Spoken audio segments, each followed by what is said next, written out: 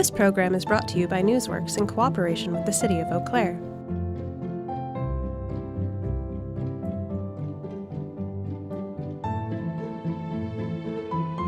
This program is simulcast on WRFP-LP 101.9 FM. Hello, and welcome to Meet the Candidates. In this series by Newsworks, an imprint of Valley Media Works, we introduce you to your local and state level candidates. The next election is November 6th. I'm your host, Heather Rigby. Right now, I'm joined by Wendy Sue Johnson. Thank you for being here today. Thank you for having me.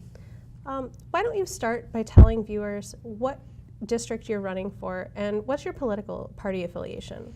Sure. So I'm running for the 60th Assembly. There are 99 Assembly districts. Mine is number 68, but more importantly, it covers most of Eau Claire County. So I have the northeast corner of the city of Eau Claire and most of the city of Altoona, along with Lake Hallie, the town of Lafayette, all along Highway 29, not Cadott, but Stanley, Boyd, Thorpe, and Withee, down a strip of Clark County, which includes Greenwood, down to Humbird, but not Neelsville, and then Osseo Fairchild and Fall Creek Augusta, and so I have just little bits of Trempealeau and Jackson counties as well. It's a fairly complex district. It's big geographically and includes a lot of small towns. All right. So what has you interested in running, or why are you running? So it's really been more of a progression.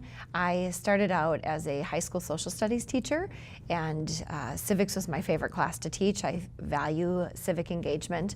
I learned that from my parents. My mom would take us out to pick up garbage in the neighborhood. They were active in the PTO. My dad served as president, which I didn't even remember until I also served as the president of the PTO. And so I've always felt it's everyone's responsibility to contribute to their community and be informed voters and be active in voting and solving problems in their community. And so after I was sort of switching from teaching to a new career, part of my thought process was preparing for eventually running for office someday. And so when my youngest went to kindergarten, I went to law school. And I think learning to read and understand the law is important before you go down and try to write laws. And at the end of law school, I ran for the Eau Claire School Board and served for 6.5 years there. And so it's just been a natural progression to take that interest in civic engagement. And I'm outspoken and thick-skinned, which you need to be when you run for office. And I think that it's my best way to contribute to my community. Okay. So what would you say sets you apart from your opponent in this race? Well, I think I have a lot of really relevant experience. I have a wide range of life experiences, being a teacher and a lawyer. I own my law firm with a partner now, but I also opened another small business kind of in between there, which I ran for 10 years before selling it to an employee. So I've owned 2 small successful businesses. Again, being really familiar with the law and being able to advocate for my clients individually, I think has prepared me to advocate for my community and, I guess my clients, my constituents down in Madison. And so just having those experiences have prepared me for the job. And then being on the school board in Eau Claire, obviously got really familiar with school funding, being able to have conversations with people with different political views, and having experience in governing and understanding budgets. And so I have a lot of relevant experience to prepare me for that job. All right. Would you like to talk about what issues are you really hoping to address moving into this legislature? Well, so I think the issues that are most important to citizens in Wisconsin, everyone's very interested in public school funding. I just heard in the news yesterday that there are another record number of school districts going to referendum. And so with the last election and this election, I think it was a total of over 150 referendum questions for a little over 400 school districts.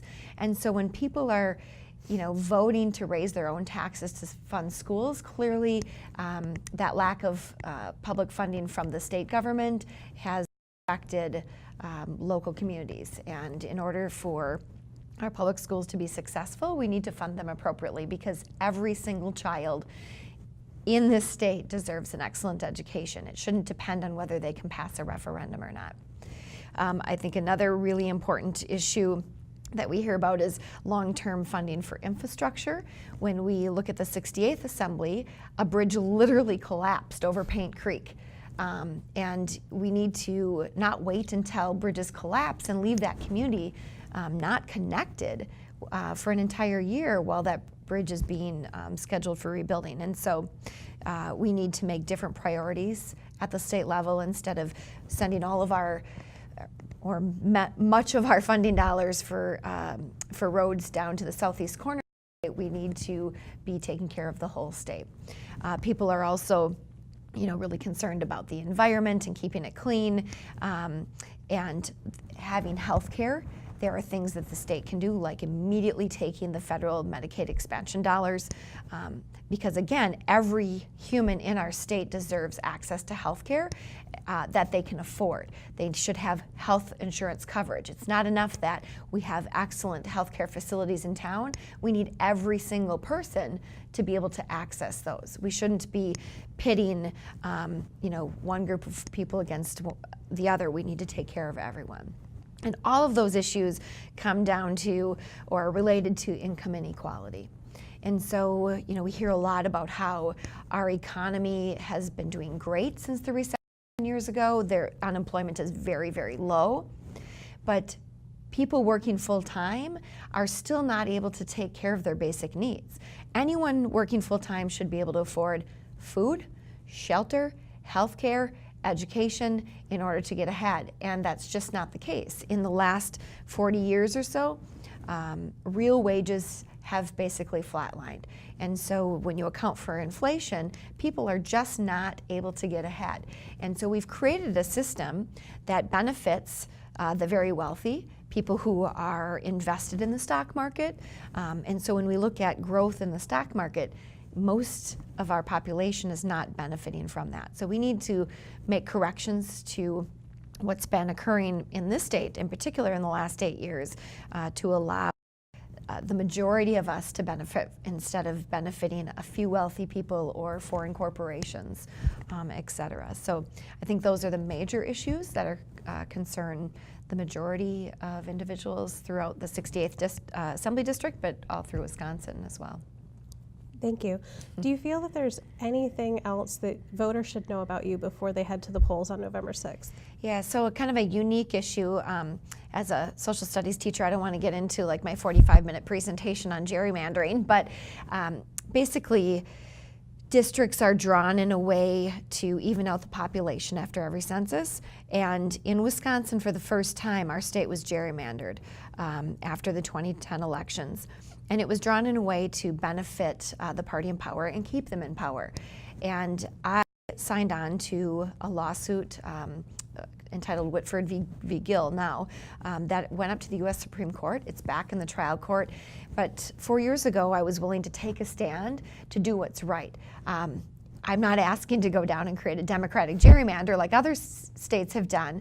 What I expect is a fair election process. And so in a competitive election, the best, most qualified candidate who has ideas that appeal to people should win the election. It shouldn't be predetermined by the representatives who have chosen their voters instead of having the voters choose their representatives. And so the first bill that I would like to pass would be nonpartisan redistricting. In other words, you create a process to create competitive elections.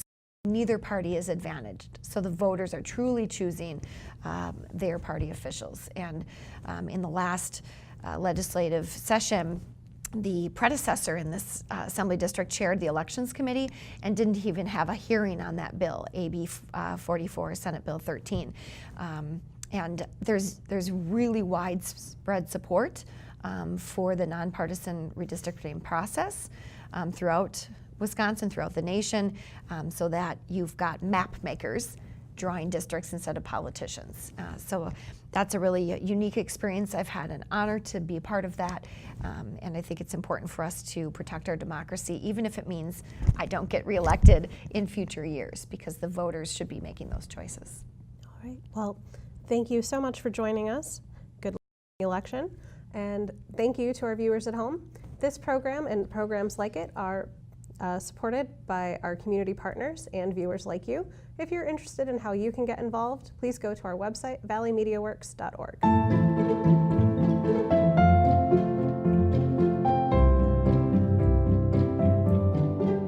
This program was brought to you by a cooperation between Newsworks and the City of Eau Claire. Newsworks is made possible by continuing community support. If you would like to volunteer or make a donation, please contact us via phone at 715-839-5067 or online at valleymediaworks.org.